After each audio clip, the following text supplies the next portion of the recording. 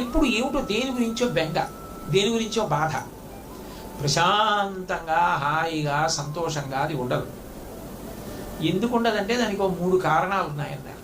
ఒకటి మోహ కారణం. మోహం అంటే అజ్ఞానం. నష్టో మోహ స్మృతిర్లబ్ధ అని కదా గీత చివర. అజ్ఞానం. అజ్ఞానము వలన ఏమవుతుందంటే ఏది పట్టుకోవాలో ఏది పట్టుకోకూడదో తెలియక పట్టుకోకూడనివన్నీ పట్టుకుని ఆడుకుంటుంటే దుఃఖం తప్ప సుఖము శాంతి సంతోషం రమ్మంటే ఎక్కడి నుంచి వస్తాయి? అసద్వస్తువు ఎందుకు తిరుగుతుంటాడంటే జగత్తు ఎందు పరిభ్రమణం.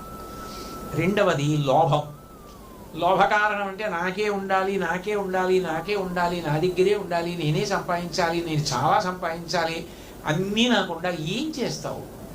ఎందుకు అవన్నీ బరువు తప్ప, ఇవన్నీ పెట్టుకుని తలకాయ పోటు తప్ప నీకు ఏ మనశ్శాంతి ఉంటుంది? ఈశ్వరుడు తనంత తానుగా 2 అనుగ్రహిస్తాడు. ఒకటి ఆయువు, ఆయన అనుగ్రహి